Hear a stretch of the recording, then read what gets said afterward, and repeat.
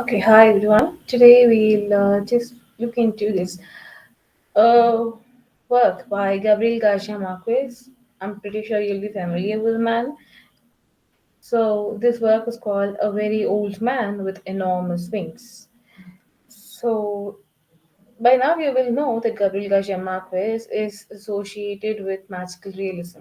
So, almost all his works deal with magical realism, and this is also one of such work. Now, let's just first look into Gabriel Garcia Marquez. So he was born on 6th of March in 1927 in Colombia. He was a novelist, short story writer, screenwriter, and a journalist.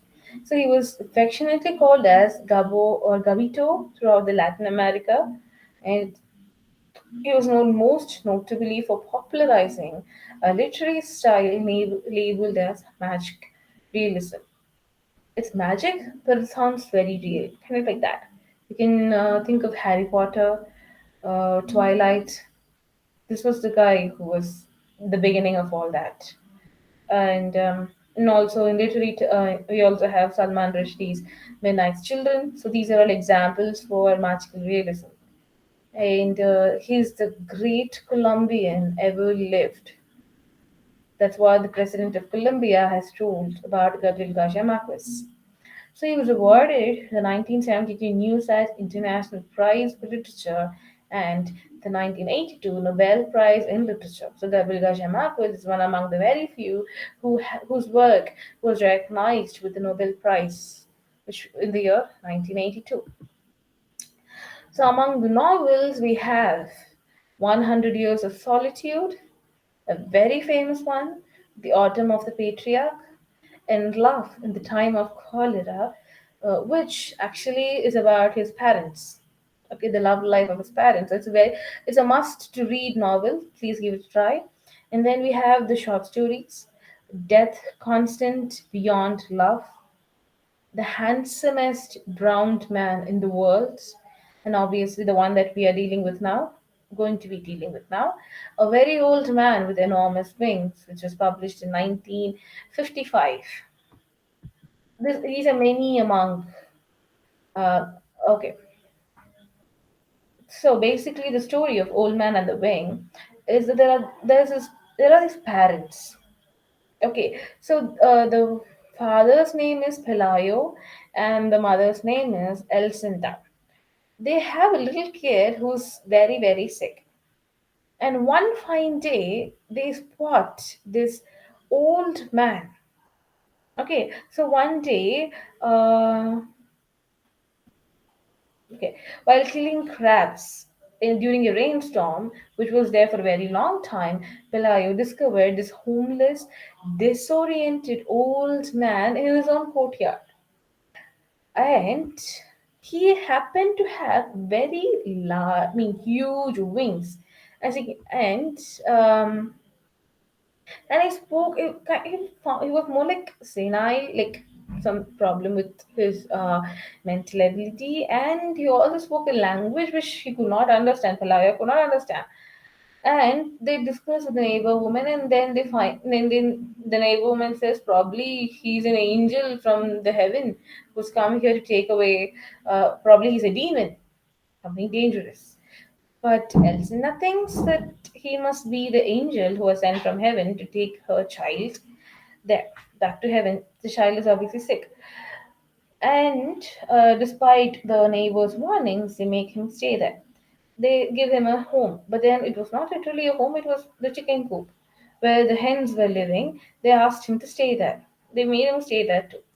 And as he was saying, the child became healthy.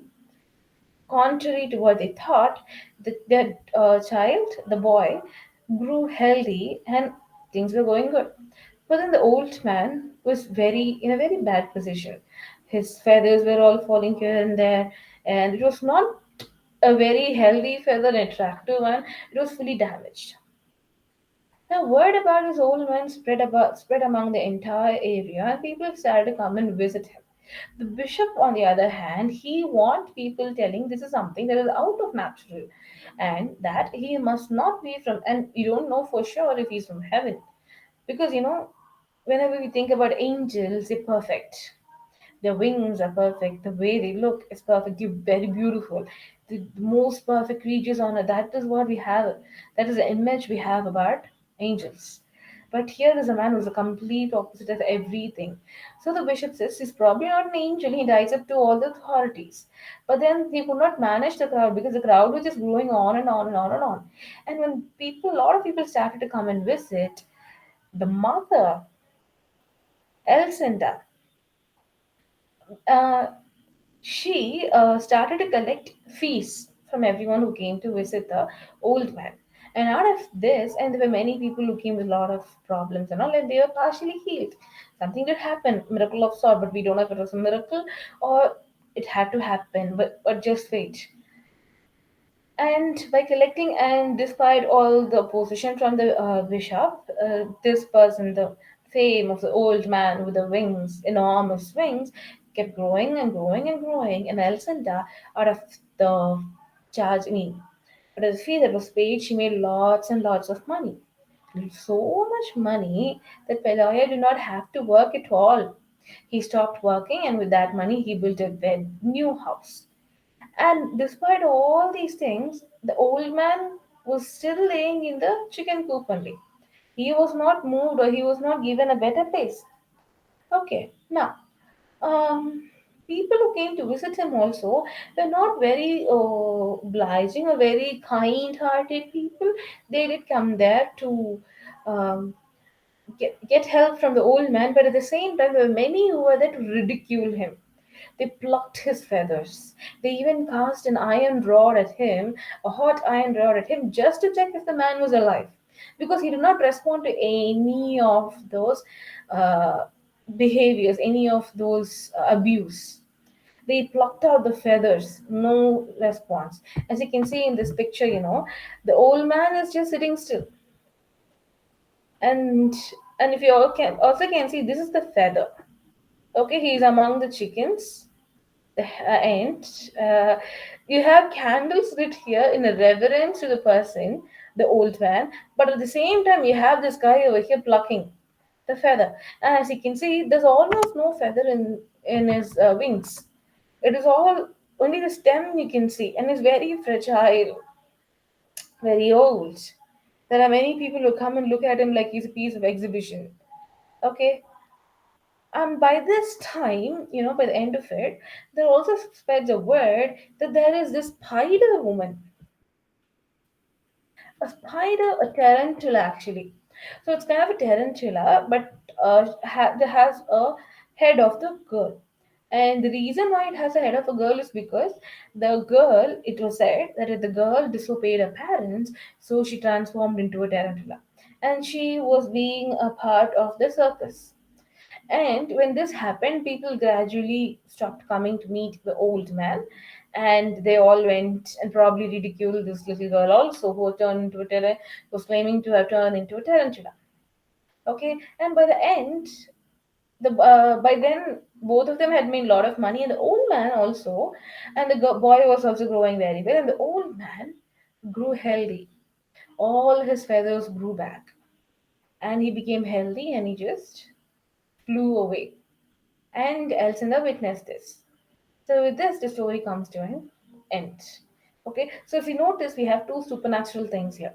One is that we have the old man with the enormous wings, and second off, we have the spider woman.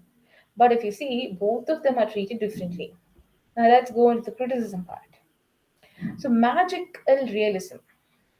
It expands the categories of real so as to encompass myth, magic, and other extraordinary phenomena in nature. So every extraordinary phenomena, every supernatural thing in nature comes under magical realism. He uses magical realism to blend reality and fantasy so that the distinction between the two erases. So when the old man came over, when they saw Spider Woman, it was not so much of a huge. I mean, they were not wonder or they did not react probably in natural way. As it went on, it was something very natural for them. We don't see any out of the ordinary happening here. Angel, oh, okay, angels, okay, stay here. Demon, oh, okay, demon, you can stay here.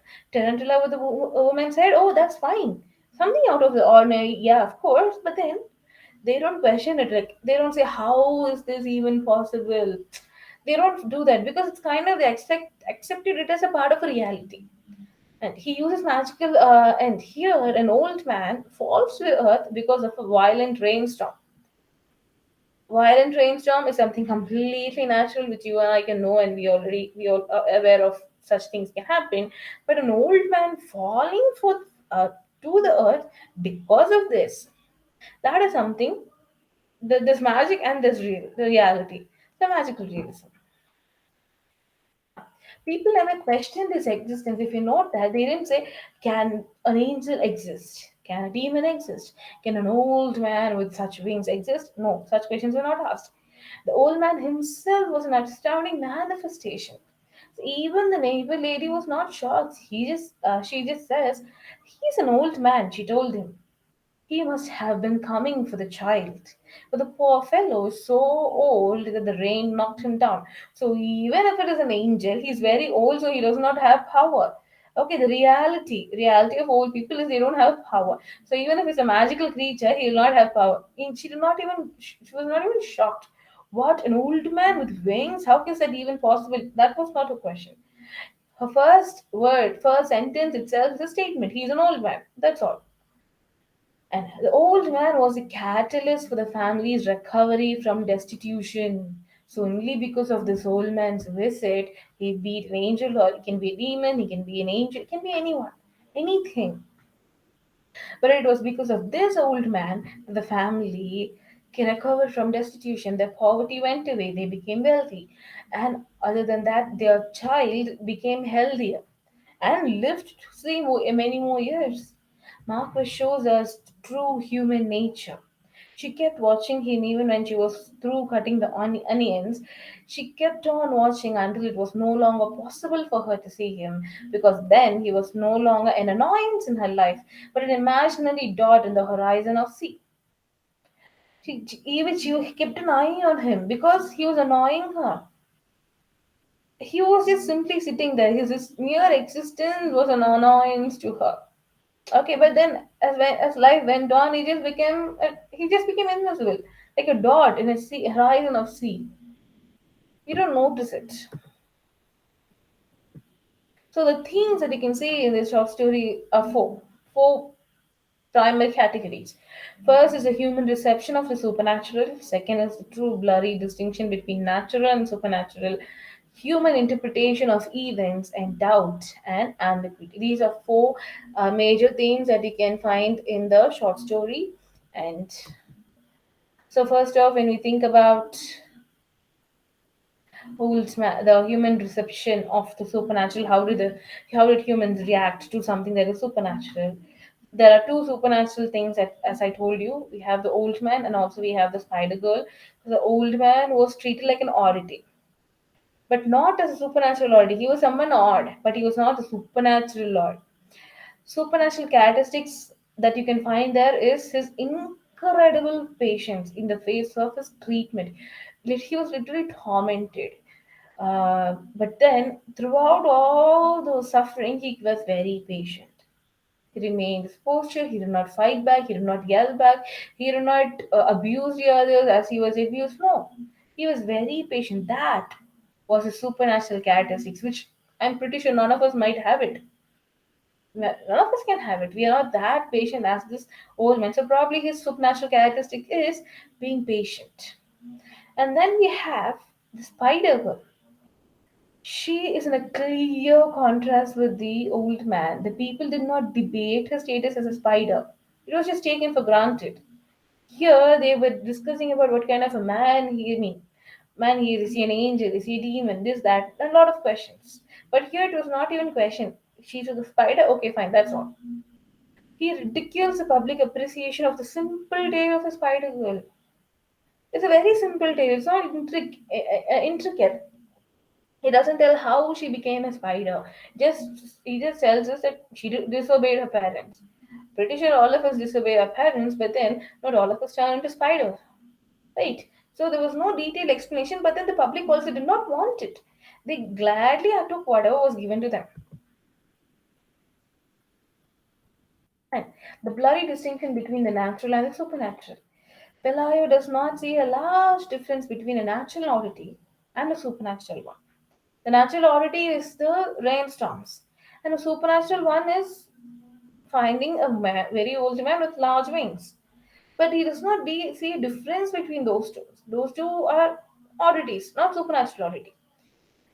The old man's wings are described in gross, vivid detail, and when he first appears, they are crippled by mud. That itself gives you a picture of reality and magic. Wings are magical. Reality is the dirt, the mud. That's something that belongs to earth. So the mixing of the mud in the feather and mud mixed together itself says magic and realism are mixed together. There's no distinction. The blurry distinction between natural and supernatural is gone there. Okay, there's mingled there. So the very detail itself is, the feathers are all plucked out, and there are lots of insects. It's not a perfect wing. It is fet. I mean, it has a lot of holes in it. Okay, and then human interpretation of events. The Old Man, an exaggerated dramatization of any strange event, was interpreted in many ways. Each one came up with their own interpretation. Pelayo and his wife had one. The neighboring woman had one. The bishop had one. Every single person who came to meet him had one version of story for the old man. They tried to reduce his meaning in terms of their own lives. Their lives are filled with greed and pride and money, lust for money, and all those things. They try to give meaning to the supernatural things, supernatural being the old man. They're trying to give meaning from their own natural life, earthly human beings. Okay, and then the term people fail to acknowledge their own role in their interpretive process. The thing here is that how you interpret this based on how you are, what kind of a person you are. How I interpret a particular text will tell what kind of a person I am. Same way about you. So they fail to acknowledge that if I think he's an evil person, probably my thoughts are evil. They fail to look into that. Now, doubt and ambiguity. It creates the sense of uncertainty by leaving important facts unresolved and seeming to offer several possible interpretations for its events. Now, if you see, we don't have an answer for this is why this happened. This is why the old man came, or this is why he went away. This is why the little child healed. This is why miracle happens. We don't have any reason. Everything is open. You are free to think of the reason yourself. And so ambiguity. And he constantly changes narrative voices to complicate both the setting and the events. The narrative voice is the one who's being told. It constantly changes. So thereby we are unsure of the setting and the events, the order of events. So the major symbol, I mean, I don't even have to tell you this, but the major symbol is the wings, obviously. The old man wing is it's old, it's dirty, and its wings are missing feathers and full of parasites. We would never even imagine someone from heaven, a supernatural creature, to have all such, a very shabby, dirty looking feather. His wings are not those of a holy being but of a working biology. We all have parasites. We see parasites feeding on things. Okay, so it is not something supernatural. It's not magic or stardust in it. It is very humane. Okay, and a traveling carnival arrived with flying acrobat who buzzed over the crowd several times. But no one paid any attention to him because his wings are not those of an angel, but rather those of a sidereal bat. The wings are utilitarian and plain. Utilitarian, it has a purpose. Use the wing to fly, and it's plain. It's not shiny or out of the world, different color, nothing. It's plain.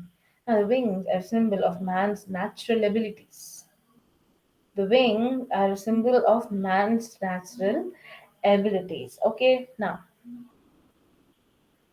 so I like to bring it to a conclusion with Bonnie Touchwell's words by blending the mundane and repugnant parts of life with the miraculous. Marquez effectively uses a creative tone and unique style to create a story that conveys elements of everyday life, yet supersedes it. It's all about everyday life. But there's something that is not a part of everyday life also to it. The story invites us as readers to look a little closer at the events in our lives and determine how we are responding to the mundane we face. He inspires us to take a second glance at the not quite normal events and whisper a deeper meaning. His tale implies that the mingling of mundane with the miraculous could change our lives if we look at them with the right perspective. That's exactly what an old man with enormous wings is. So with that, we get to reach a conclusion.